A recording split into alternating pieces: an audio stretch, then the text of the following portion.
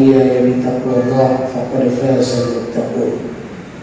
اتقوا الله حق تقاته ولا تموتن إلا وأنتم مسلمون. أعوذ بالله من الشيطان الرجيم. زين للذين كفروا الحياة الدنيا ويسخرون من الذين آمنوا إلى آخر الآية. Sidang jamaah salat Jumat yang dirahmati Allah Subhanahu wa taala. Judul nasihat kita pada kesempatan yang mulia ini adalah dua model manusia yang berbeda. Ketahuilah ketika kita membuka Al-Quran dan hadis-hadis Rasulullah SAW, di sana secara umum Allah Subhanahu wa taala menyebutkan dua model manusia. Yang pertama adalah orang yang beriman, dan yang kedua adalah orang kafir. Meskipun nanti ada model yang ketiga, ya antara iman dengan kafir, disebut dengan orang-orang munafik. Dan orang-orang munafik ini adalah tempat tinggalnya di kerak api neraka. Intinya kita sampaikan bahwa dengan kesempatan hidup yang singkat yang Allah berikan kepada kita, maka jadikan kehidupan kita selama di dunia adalah kesempatan untuk menjadi model manusia yang beriman. Tentunya antara orang yang beriman dengan orang kafir memiliki gaya dan cara serta pandangan hidup yang berbeda. Orang beriman adalah memiliki agama yang benar, yaitu dinul Islam, yang merupakan agama samawi, agama yang datangnya dari Allah Subhanahu wa taala, yang diturunkan kepada Nabi Muhammad SAW melalui malaikat yang mulia Jibril. Kemudian Rasulullah SAW menyampaikan kepada para sahabat, para tabi'in, para ulama, dan diamalkan dan disampaikan pada kehidupan manusia seutuhnya. Sementara agama kafir itu tidak jelas dari mana datangnya. Agama kafir itu datangnya dari hawa nafsu dan prasangka serta akal manusia semata. Mereka mencoba menciptakan agama dengan hawa nafsunya. Maka lihatlah, hadirlah berbagai macam model agama. Sementara Islam cuma satu, dinul Islam, cuma satu. Maka di akhir zaman Islam ini cuma diobok-obok, dan tidak asing lagi dalam beberapa tahun yang silam dan bahkan sampai hari ini coba dimunculkan dengan namanya Islam Nusantara. Persoalannya, kalau di Indonesia hadirnya Islam Nusantara, kalau kita ke Amerika, apakah ada Islam Amerika? Kalau kita ke Jepang, maka Islam Jepang. Kalau kita ke Nigeria, maka Islam Nigeria. Dan ternyata para ulama, orang-orang yang soleh, orang-orang yang mendapatkan bimbingan ilmu dari Allah Subhanahu wa taala, menghancurkan Islam Nusantara ini, dan akhirnya ini tidak bisa berkembang di Indonesia. Nah, ini adalah lahir dari paham liberalisme, paham pluralisme, dan mereka tidak akan berhenti, akan terus muncul, menghadirkan berbagai macam program, sehingga mereka menimbulkan syubhat di tengah-tengah kehidupan manusia. Salah satu kalimat syubhatnya adalah semua agama sama. Na'udzubillah. Orang yang tidak belajar pun akan tahu yang namanya agama pasti berbeda dan tidak akan pernah sama. Apalagi kalau kita berbicara antara Islam dan kafir, kita sudah sampaikan tadi. Islam itu dengan sangat jelasnya, juklaknya juga luar biasa. Al-Quran dan hadis Rasulullah. Dan siapapun mereka, dimanapun mereka, tetap Islam. Dan Al-Quran ini, siapapun mereka, dimanapun mereka, bangsa apapun mereka, tetap bahasa Arab. Sementara agama yang lain itu tidak jelas bahasanya, sudah diubah-ubah. Nah, kita kembali kepada dua model manusia tadi. Agama Islam setelah dia beriman tentunya tidak cukup dengan hanya mengatakan beriman saja, tapi harus dibuktikan dengan wa amilus shalihat. Ada amal salehnya, dan amal salehnya pun dijelaskan dalam Al-Quran dan hadis Rasulullah Sallallahu Alaihi Wasallam. Bagaimana dia salat, bagaimana dia berzakat, bagaimana dia bermuamalah sesama manusia, semuanya diatur.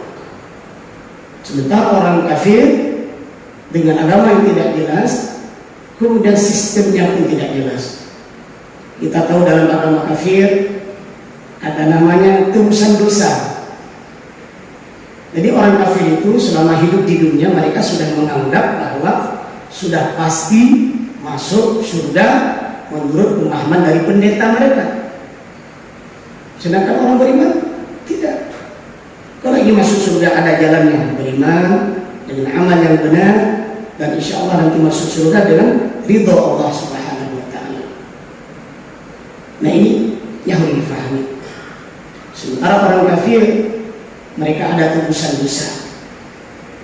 Dan menurut literatur yang kita baca, itu pun mereka ditentukan oleh pendeta-pendeta mereka masing-masing.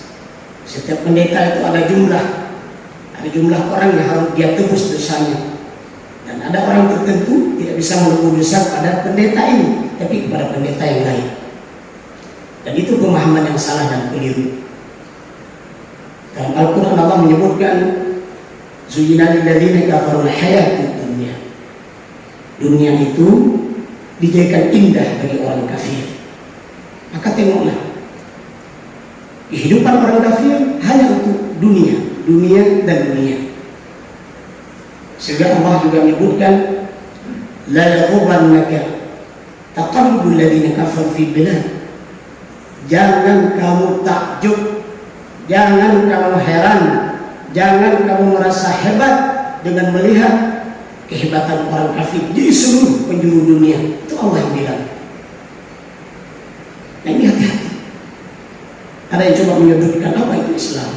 Islam itu tertinggal, Islam itu kolot, mohon maaf, ya, kalimat-kalimat salah terhadap Islam. Bahkan dicoba di akhir zaman dimunculkan kalimat-kalimat jahat terhadap Islam. Islam itu teroris, Islam itu radikal, berbagai macam label.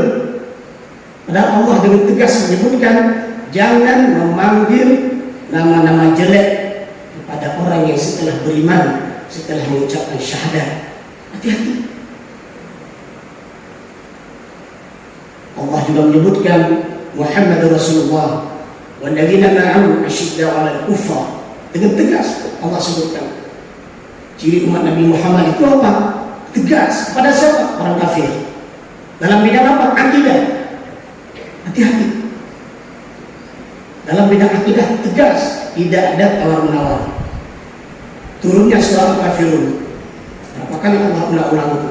Qul ya ayyuhal kafirun la a'budu ma ta'budun wa la antum 'abiduna ma a'budu wa la ana 'abidu ma 'abadtum wa la antum 'abiduna ma a'budu. Artinya apa? Surah Al-Kafirun Allah mengajarkan kita harus tegas, kuat, kokoh dengan akidah kita. Di ujung ayat baru Allah menyebutkan lakum dinukum waliyadin. Artinya apa? Seandainya kita pun kalau harus hidup berdampingan dengan orang kafir, jangan merusak tempat ibadahnya, jangan mengganggu ibadah mereka. Nah ini juga diajarkan dalam Islam. Tapi ingat, kita melihat bagaimana Rasulullah berdampingan hidup dengan orang kafir. Rasulullah tetap punya target. Rasulullah tetap mendakwahkan keimanan. Jangan sampai ketika kita hidup berdampingan dengan orang kafir, Justru kita yang dikafirkan. Yang hati-hati, hati-hati sekali. Dalam bidang muamalah silakan, jual beli silakan. Dalam hal-hal dunia, ada orang Islam juga banyak bekerja di tempat-tempat orang kafir, silakan. Tapi dalam urusan akidah harus komit, tidak ada tawar-menawar. Nah, hari ini coba dihadirkan berbagai macam program yang terkadang kamu melawar-lawar, maaf, melawar-lawar. Hati-hati. Di acara gereja, jangan gereja, ya kuliah di gereja, hanjur ya. Di acara tunjuk, ya tunjuk doanya, ya kuliah tunjuk, hanjur. Tidak boleh. Bahkan hari ini cukup banyak kita melihat mereka-mereka yang salah dalam memahami toleransi, dalam memahami moderasi, mencoba mengadu, mengobok-obok Islam dengan kafir. Itu kalau Anda lihat di YouTube, silahkan buka satu kampung sawahan namanya. Kampung sawahan itu hidup 3 agama di situ, Protestan dan Katolik, Islam. Ngeri sekali Pak, para jamaah rahimahullah, ngeri sekali. Saat acara di masjid, orang kafir masuk ke masjid. Saat acara di gereja, orang mukmin masuk ke gereja. Bahkan di sana telah terjadi pernikahan lintas agama. Allah sudah melarang, wala tankihul musyrikati hatta yu'min, wal amatun mu'minatun, dan sampai akhir ayat. Jangan nikahkan seorang wanita muslim dengan seorang lelaki musyrik sampai dia beriman. Sesungguhnya orang-orang laki-laki yang beriman jauh lebih baik daripada lelaki ganteng tapi musyrik. Allah sambung kembali, jangan pula seorang laki-laki muslim menikah dengan wanita musyrik. Seorang laki-laki yang beriman, seorang wanita muslimah yang beriman jauh lebih baik daripada wanita musyrik walaupun cantik. Allah kunci kalimat berikutnya, ulaika yad'una ilan nar. Itu rumusnya. Orang kafir tetap punya target mengajak kita masuk neraka. Kenapa? Akidah kita ditukar. Dan bahkan ada satu keluarga di situ sudah hidup 50 tahun. Istrinya muslimah, suaminya Kristen. Punya 9 orang anak, 4 orang anaknya muslim, 5 orang anaknya kafir. Na'udzubillah. Dan mereka punya pemahaman tidak beda dalam persoalan agama. Hati-hati, hati-hati sekali. Kita ingatkan kepada kita, masyarakat kita, lahirnya paham-paham liberal, lahirnya paham-paham plural, mencoba mengobok-obok, mengadu-adu perang pemikiran. Kita ditekankan bahwa semua agama sama salah. Secara sederhana, bagaimana kita bisa mengatakan semua agama sama? Kita menyembah Allah, ada orang kafir menyembah patung. Kok bisa sama? Beda. Kita menyembah Allah, ada orang menyembah sungai. Kita menyembah Allah, ada orang menyembah api. Kita menyembah Allah, ada orang menyembah batu. Dan banyak model-model Tuhan orang kafir hari ini. Bahkan ada yang manusia disembah, bahkan sampai monyet pun disembah, lembu pun disembah. Dari segi Tuhan itu udah beda. Hati-hati. Baca kembali paham-paham komunis, baca kembali paham-paham hedonis, baca kembali paham-paham kapitalis, baca kembali berbagai macam paham dan aliran yang mereka hadir untuk mengkaburkan nilai Islam.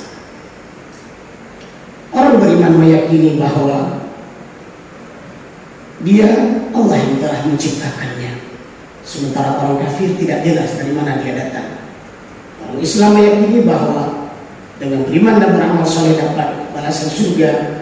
Seandainya mereka kufur kepada nikmat Allah dapat neraka.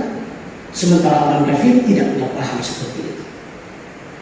Kita ajak masyarakat kita, rawat akidah masyarakat kita di kantor-kantor, di lembaga-lembaga, terutama lembaga pendidikan.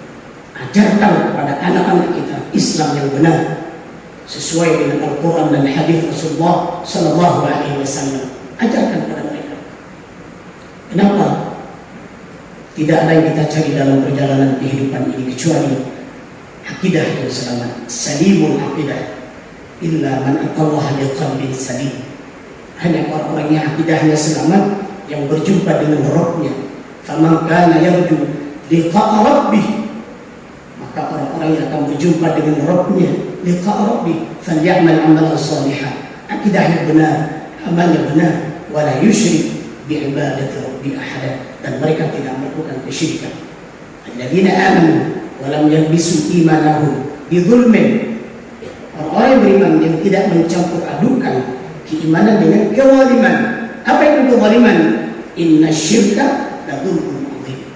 Tidak mencampur adukan hatinya dengan kekafiran.